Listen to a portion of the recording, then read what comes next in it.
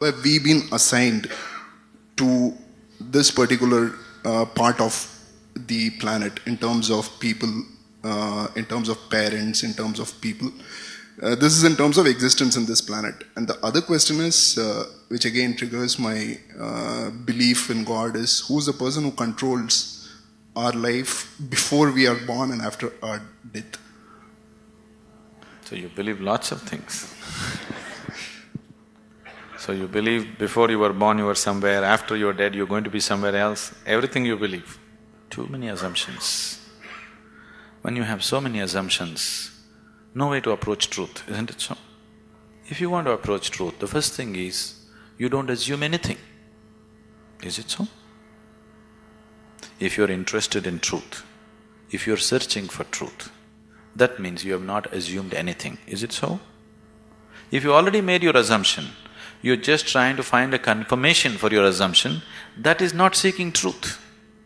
A true seeker of truth has no assumptions, he's just looking. Shall we just look or shall we try to confirm your assumptions?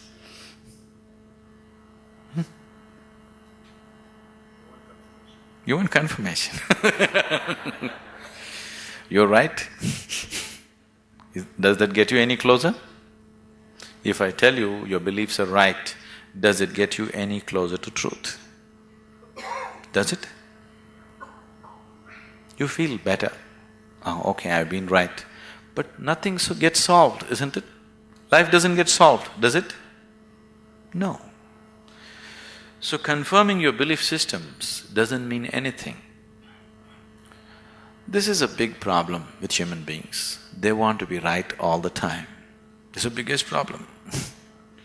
In fact, it is the basis of all conflict in the world. I am right, you are wrong. This is the problem, isn't it? Isn't it so? What I believe is right, what you believe is wrong. Isn't this the basis of all problems in the world? Whether it's within the family or in the community or in the world or wherever? Yes? Shall we eliminate that problem a little bit? The first thing you need to do is, after all, they are your beliefs. And your beliefs are not original, picked up, isn't it? Your priest or mullah or father or mother, somebody put it into you, isn't it so? Picked up from somebody. It depends how powerfully they worked on you. And they work pretty powerfully because the business is at stake otherwise. So what you assume may have nothing to do with reality. Now you're trying to understand something which is beyond the physical, with physical context, it won't happen. You're trying to perceive something which is beyond physical through sense perception, such a thing cannot happen. Now you want to measure the depth of the ocean, but you went with a foot scale. You will obviously come with wrong conclusions, isn't it so? If you want to measure the depth of the ocean, your first business is to get the right kind of instrument. Yes? Yes or no? That's your first business, that's all I'm saying. You want to know something beyond the physical. First thing that you need to do is to have a perception which is beyond five senses, which can perceive that which is not physical. Only then you perceive. Otherwise you can only believe or disbelieve, isn't it? If I tell you, God is actually in my pocket,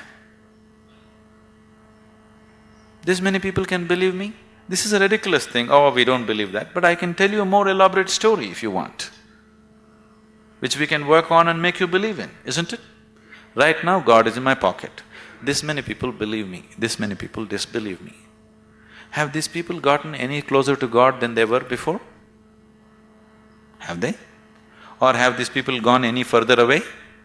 No, nothing changes, isn't it? So why are we wasting our time trying to confirm our assumptions? You must enhance your perception, because only by perceiving you will know. There is no other way to know. Is it so? You will know anything only when you perceive it. Till then you do not know it. Is that a reality? Is that a reality? People who are not on talking terms with me, is that a reality? If you perceive, you know. If you do not perceive, you do not know. You're unwilling to admit, I do not know, so you believe, isn't it? If you're just trying to pass the social test, belief is a good way to do it. But you want to really know, then belief is not a good way to do it. Belief gives you confidence. And fools getting confidence is dangerous. Do you understand? When idiots become very confident, it's very, very dangerous, isn't it so? Do you see? Intelligent are hesitant. Stupid are confident. Have you seen this? Great confidence. Because when you simply believe something, you will have great confidence. You will have no doubt about anything because you don't apply yourself to anything. You're 100% sure. You see George Bush, how confident he is? He's very confident, isn't he? Doesn't he seem like confident? Very confident. He came to India and declared, "I am a believer, I am a true believer." I thought, you don't have to say it, can't we see? You must be a believer, otherwise you don't walk blind into situations. If you're somebody with sense, you would look around, isn't it? You would see what is there and what is not there, because you're a believer. Not just in God, in so many other things. The most sensible way to start your life is, what I know, I know. What I do not know, I do not know. Once you come to this sincerely, you will see your knowing will constantly go on expanding on a daily basis. Otherwise, the moment you believe, you are stagnant.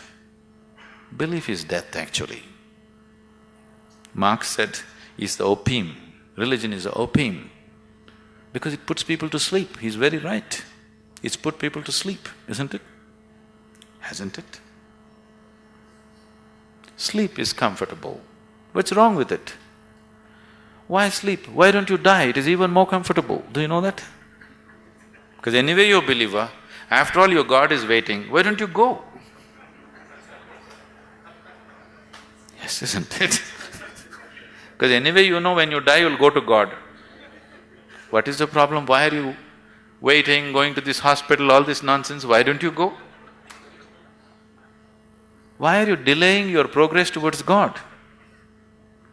That's not right. You're not a true believer, isn't it?